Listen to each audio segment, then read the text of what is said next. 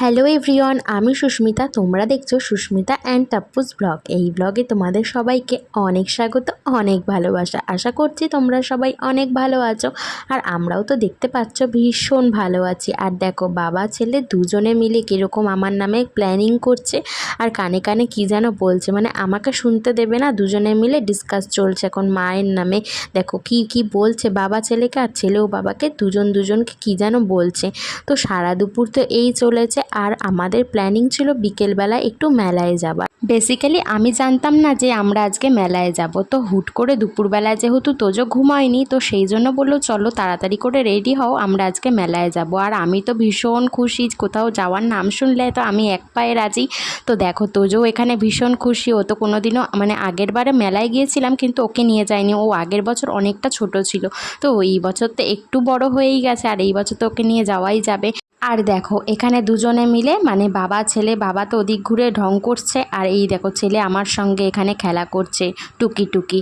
আর দেখো আমরা একটা ঘরের ভেতরে ঘর বানিয়েছি, বেড কভারের নিচে সবাই একসঙ্গে থাকবো। আর দেখো তোজো এরকমভাবে শোবে, খুব আনন্দ পাচ্ছে এর ভেতরে শুতে। তো এই নিয়েই তো সারা দুপুর হাসাহাসি হয়েছে। তো চলো এবার রেডি হবার পালা। তো প্রথমে তো ছেলেকে রেডি করিয়ে কাকিদের বাড়ি পাঠিয়ে দিয়েছিলাম, তারপরে দেখো আমরাও রেডি হয়ে গেলাম, এবার ছেলেকে নিয়ে একেবারে বেরোবো। আর দেখো প্রতিদেবকে বলেছি যে একটু হাই করো, আর দুই হাত দিয়ে এমনভাবে হাই করছে। আর দেখো আজকে ছেলে হচ্ছে মর্জির মালিক, মানে আজকে ও পিছনে বসবে, মানে বেসিক্যালি ওর বাবার সামনেই বসে, মানে বাইকে উঠলে, আর পিছনে ও খুব একটা বসে না। তবে ওর আজকে কি ইচ্ছে হয়েছে, ও আজকে আমার কাছে বসবে, মানে বলছে যে মানে পুয়ের কাছে বসবে। আর আমার বাড়ির নাম তো পূজা, তো সেই জন্য ও আমাকে একেবারে শর্টে নাম দিয়েছে পু, মানে মা বা মাম যাই বলো না কেন, এইসব ডাকার তো ডকে উঠেছে, শুধু এখন পু বলেই ডাকে। তো চলো এবার তো বলতে বলতে আমরা প্রথমে না ফেরিঘাটে এসেছিলাম। আজকে আকাশটা দেখো একদম অন্যরকম, কীরকম যেন একটা নীলাভ নীলাভ কালার, দেখো কত সুন্দর লাগছে। আমি সেইটাই মানে জুম করে তোমাদেরকে দেখাচ্ছিলাম। আর ছেলেকে নাবাইনি, কারণ হচ্ছে নিচটায় কাদা কাদা ছিল, ওর জুতোতে কাদা লেগে গেলে টাপ্পুর জিন্সের প্যান্টে পুরো কাদা লেগে যাবে, আর ও খুব নামার জন্য মানে ইয়ে করছিল যে নামবে, তো ওকে আর নামানো হয়নি। আর এখানে না ছিলাম ওই 5 মিনিট মতন, তো যে খুব বিরক্ত করছিল মানে নামবে বলে, তো সেই জন্য চলে গেছি যে যাক মেলা থেকে ঘুরে এসে নয় আবার আসা যাবে খুন।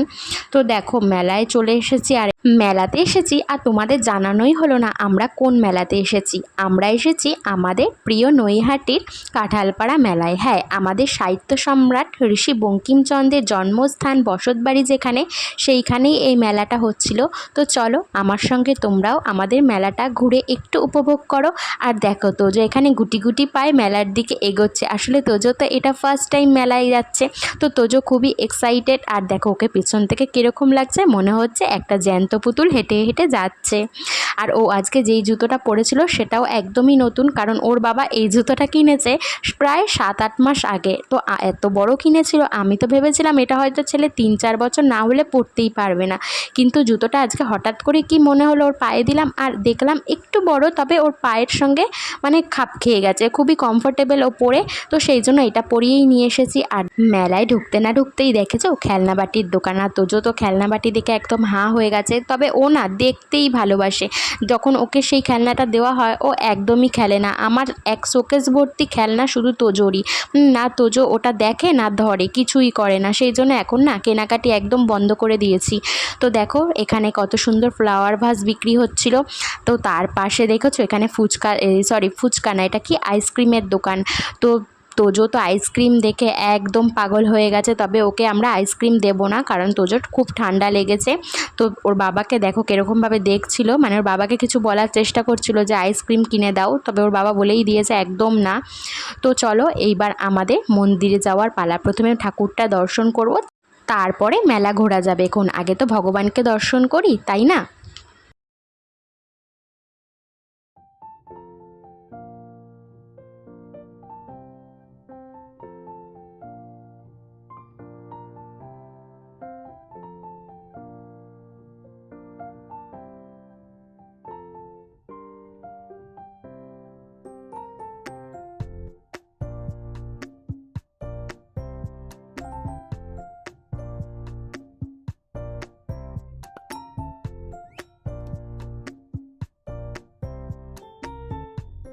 মন্দিরের ঠিক উল্টো দিকেই দেখো এখানে কত সুন্দর মাটির তৈরি মূর্তিগুলো বিক্রি হচ্ছিল। এখানে বিভিন্ন দেবদেবীর মূর্তিগুলো মাটি দিয়ে তৈরি করে বিক্রি করছিল, কত সুন্দর লাগছিল দেখতে। আর ওদিকে দেখো ছেলে আর বাবা দুজনে মিলে ঠাকুর দর্শন করতে ব্যস্ত। আমাদের নৈহাটি হচ্ছে আমাদের গর্ব। যাদবচন্দ্র চট্টোপাধ্যায় ও দুর্গাসুন্দরী দেবীর তৃতীয় সন্তান ছিলেন সাহিত্য সম্রাট ঋষি বঙ্কিমচন্দ্র। আর জন্ম হয়েছিল 1838 সালের 26শে জুন এই কাঁঠালপাড়াতেই। আর শুধু তাই নয়, তার দুই দাদা শ্যামাচরণ চট্টোপাধ্যায় ও সঞ্জীবচন্দ্র চট্টোপাধ্যায়, তাদেরও এইখানেই জন্মগ্রহণ হয়েছিল। চট্টোপাধ্যায় পরিবারের আদি নিবাস ছিল হুগলির দেশমুখ গ্রামে। বঙ্কিমচন্দ্রের প্রপিতামহ রামহরি চট্টোপাধ্যায় মাতামহের সম্পত্তি পেয়ে এই কাঁঠালপাড়াতেই বসতি স্থাপন করে। আমি নিজেও ঋষি বঙ্কিমচন্দ্র কলেজ থেকেই পড়াশোনা করেছিলাম এবং বাংলায় অনার্স নিয়ে বিএ কমপ্লিট করেছিলাম। তো চলো এবার মেলাটা ঘুরে দেখা যাক। দেখো এইখানে জিলিপি, গজা আরও কত কিছু খাবার বিক্রি হচ্ছে। আর মেলায় গেলে জিলিপি কে কে বাড়ি নিয়ে যেতে পছন্দ করো সেইটা অবশ্যই কমেন্ট করে জানিও কিন্তু। তো চলো এবার নাগরদোল্লার দিকে যাওয়া যাক। তবে জানো তো ছেলেটাকে না নাগরদোল্লা চড়াতে পারিনি, আসলে ও তো অনেকটাই ছোট, ওকে যে একা ছেড়ে দেবো সেটা তো হয় না, কারণ বাচ্চা ওর ঘাড়ে উঠে পড়বে বা ও কার ঘাড়ে চলে যাবে, তার কোনো ক্ষতি হলে বা ওর কোনো ক্ষতি হলে, সেই জন্য না আর ওকে দোলনা চড়াইনি। ও না এই জাম্পিংগুলো খুব দেখছিল, আর না দেখো কীরকম ওর মুখটা হয়ে গেছিলো, ওকে দেখে খুব কষ্টও লাগছিলো। আসলে ও একটু বড় হোক, পরের বছর চেষ্টা করবো ওকে দোলনা চড়ানোর, এই বছরটা নাই বা চড়লো। জানো তো বাচ্চারা বেশি হারায় কোথায়, সেটা হচ্ছে এই মেলাতেই। আর সেই জন্যই সেই ভয়ে আমি টাপ্পুকে মেলায় যাওয়ার আগেই বলে দিয়েছিলাম, তুমি কিন্তু ছেলেকে একদম তোমার কোল ছাড়া করবে না, ওকে একদম নিচে নামাবেই না, দরকার কি নিজের সন্তান নিজের সাবধানতা নিজের কাছেই। তো যাই হোক আনন্দ করতে এসেছি। দেখো তোজো তো বেশি আনন্দ করেছে এই দোলনাগুলো দেখে, ও তো একদম হাঁ করে তাকিয়ে আছে, ওর মুখটা দেখেছে তোমরা আশা করি বুঝতেই পারছো, ও ভাবছে এগুলো কি হচ্ছে। পরের বছর হোক সোনা, তোকে ঠিক এই দোলনাতে আমি চড়াবই। তবে আমি নিজেও দোলনায় উঠতে খুব ভয় পাই, তোমরা দেখতে পারবে। এই দোলনাটায় টাপ্পু বলছিল প্রথমে আমাকে আর তোজোকে উঠতে, আর দেখো পিছন থেকে এমন আগুন, মানে ঘষা খেয়ে এমন আগুন জ্বলছে, সেই ভয়ে আমি আর উঠিনি। আমি যে দরকার নেই বাবা, আমি মেলা ঘুরতে এসেছি, কোনো দোলনা চড়তে আসিনি, আমি ভীষণ দোলনা চড়তে ভয় পাই, সেই জন্য আমি আর দোলনার দিকেও যাইনি। তোজো তো খুব খুশি হচ্ছিল দোলনায় উঠবে বলে, তবে আমি একদমই উঠিনি। তো যাই হোক এবার চলো মেলাটা আবার পরিদর্শন করতে বেরোনো যাক।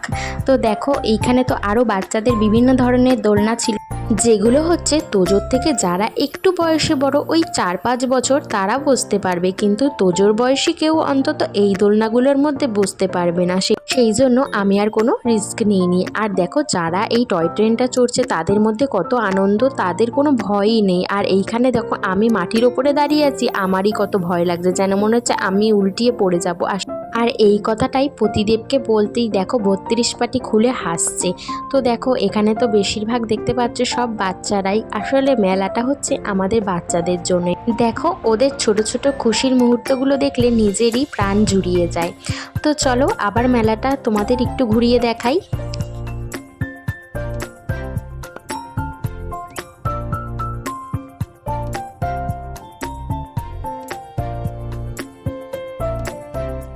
মেলাতে ঘুরতে ঘুরতে হঠাৎ করে আমার পিসি শাশুড়ি মেয়ের সঙ্গে দেখা হয়ে গেল, মানে আমার ছোট ননদের সঙ্গে দেখা হয়ে গেল। আর দেখো ব্ল্যাক কালারের যে ওয়ান পিস পরে যে মেয়েটি দাঁড়িয়ে আছে, ওটা হচ্ছে আমার ননদের একমাত্র মেয়ে। আর আমার বড় পিসি শাশুড়িকে তোমরা তো অনেক ব্লগেই দেখেছো, বিশেষত বাড়িতে কোনো পুজো হলে, ওই ধরো লক্ষ্মী পুজো, কার্তিক পুজো, আর কোনো অকেশন পারপাসে কেউ আসুক বা না আসুক, আমার বড় পিসি শাশুড়ি আমাদের বাড়িতে আসবেনই আসবেন। তো যাই হোক দেখো এখানে আমার ননদ হচ্ছে ওকে খেলনা কিনে দিচ্ছিল, ওই গাড়ি। তো আমরা বারবার করে বারণ করলাম যে ও কিচ্ছু নিয়ে খেলে না, ও তো অনেক রিকোয়েস্ট করার পর অ্যাটলিস্ট মানলো, তারপরে আর কিছু কিনে দেয়নি। আর দেখো এখানে আমরা বসে পড়েছিলাম ফুচকা খেতে, আর ফুচকাওয়ালা দোকানগুলো এমনভাবে ডাকছিল, আমরা কে কোন দোকানে যাবো সেটা গুলিয়ে খেয়েছি। দেখো আমরা চলে এসেছি এই দোকানে, আর আমার ছোটো ননদরা চলে গেছে পাশের দোকানে। তো যেহেতু পাতা দিয়ে দিয়েছিল সেই জন্য আমরা আর ওই দোকানটায় যাইনি। তো দেখো এইখানে খাওয়ার শেষে টাকা নিয়ে দেখো ভাই দেবে না দিদি দেবে সেই নিয়ে দেখো দুজনের মধ্যে প্রায় ঝগড়া লেগে যাওয়ারই উপক্রম। তো তারপরে তো অনেক ঝগড়া মারামারির শেষে দিদি জিতে গেল আর দিদি টাকাটা দিয়ে দিল। তো যাই হোক, এইবার আমাদের বাড়ি ফেরার পালা। ওখানে ননদকে টাটা বলে আমরা চলে আসলাম জিলিপি কিনতে। হ্যাঁ, মেলায় গেছি আর জিলিপি না কিনলে হয়। আর জিলিপির দোকানে জানো তো আমার চেনা জানা আছে, মানে আমার ছোটোবেলার বান্ধবী তার কাকারই জিলিপির দোকান, ওরা বিভিন্ন মেলায় বসে। তো এখান থেকে জিলিপি নিয়ে নিলাম। আর অনেকটা জিলিপি নিতে হবে, আসলে কাকিদের দিতে হবে, মায়েদের দিতে হবে, আমার ভাসুররা আছে, সবার জন্য নিতে হবে। তো দেখো তোজো এখানে হাতে একটা গজা নিয়ে কি খুশি, আসলে ও এরকম জিনিস আগে কোনো দিন খায়নি, আজকে দিয়েছে, ওর বেশ মিষ্টি লেগেছে, সেই জন্য দেখো মন ভরে খাচ্ছে। তো এবার তো আমাদের বাড়ি যাওয়ার পালা। আর রাস্তায় যেতে যেতে আমার বর বললো চলো একটু মেজো পিসি বাড়ি থেকে ঘুরে আসি। আসলে নৈহাটিতেই আমার মেজো পিসি শাশুড়ির বাড়ি, আর পিসানের একটু শরীরটা খারাপ, সেই জন্য আমরা একটু দেখতে এসেছিলাম। আর এসে শুনি আজকে একটু বেশি অসুস্থ হয়ে গেছিলো, তো ওই পাশের ঘরে শুয়েছিল। আর এই দেখো ইনি হচ্ছে আমার মেজো পিসি শাশুড়ি, আর ওই দেখো বসে আছে ওইটা হচ্ছে আমার বড় পিসি শাশুড়ি। ওনার ছোটো মেয়ের সঙ্গেই আমাদের মেলায় দেখা হয়েছিল। দেখো আমার ছেলেকে জড়িয়ে ধরেছে, কত ভালোবাসে। তো দেখো আমার তো পিসি শাশুড়ি হচ্ছে খুবই টিভি দেখতে ভালোবাসে, সেই জন্য টিভি নিয়ে বসে আছে, সিরিয়াল দেখছে।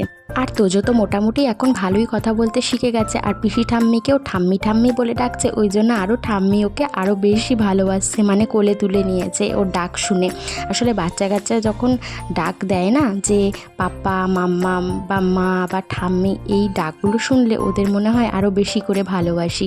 তো দেখো আবার আমার বড় পিসি শাশুড়ি সিরিয়াল দেখতে বসে গেছে, আর বারবার করে আমার ছেলে এই নিচে যাওয়ার চেষ্টা করছে। তোর যখন বয়স ছিল ওই 4 থেকে 5 মাস, তখন বড় পিসি শাশুড়ি আমাদের বাড়িতে ছিলেন, ওই অ্যাপ্রক্স 15 থেকে 20 দিন মতন।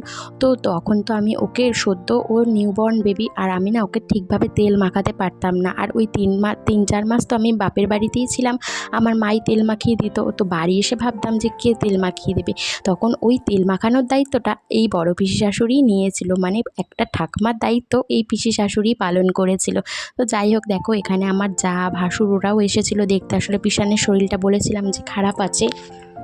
তোজো দেখো দাদুর লাঠি নিয়ে এখানে হাঁটতে শুরু করে দিয়েছে, আর ওর জ্যাকে দেখে কি খুশি হয়েছে। আসলে আমরাও জানতাম না যে আমার যা ভাসুর ওরা সবাই আসবে, তো পিসানের শরীরটা খারাপ হয়েছে তো ওই জন্য এসেছে দেখতে। আর দেখো এখানে তোজোর অবস্থা দেখো, ওইটাকে ভাবছে সাপ, ওই জন্য বারবার ওই পাইপটাকে ধরতে যাচ্ছে আর ভয় পাচ্ছে। দেখো ছেলের কাণ্ড, বারবার ধরে পালিয়ে যাচ্ছে, আবার আসছে, আবার একটুখানি টাচ করছে, আবার পালিয়ে যাচ্ছে। আর আমরা বলছি যে ধরিস না ওটা সাপ, আর দেখো কিরকম করে ধরছে। এরকমভাবেই তো হাসি মজা চলছিল ওকে নিয়ে। তো তারপরের জিলিপিগুলো পিসিদের দিলাম। আর মেলাতে গিয়ে ওই গজা মতন ওই জিনিসটা খেয়ে তোজোর তো একেবারে খুব ভালো লেগেছে, ও একেবারে মিষ্টিটার ফ্যান হয়ে গেছে। আর ও ভেবেছে ঠোঙার মধ্যে সেই মিষ্টিটাই আছে। আর দেখো তোজোর রিয়াকশানটা দেখো, যেই দেখবে ঠোঙা করে বাবা কি নিয়ে যাচ্ছে, ও তো ভাবছে ওইটা দেখো ওর অবস্থা, এখন বাবার পিছন পিছন দৌড় মারবে যে আমিও একটু তাহলে যদি গিয়ে পাই। তো যাই হোক, এসেই তো ও জামা প্যান্টটা চেঞ্জ করে দিয়েছিলাম। আসলে মেলায় তো প্রচণ্ড ভিড় ছিল, আর সেই জন্য প্রচণ্ড পরিমাণে গরমও ছিল।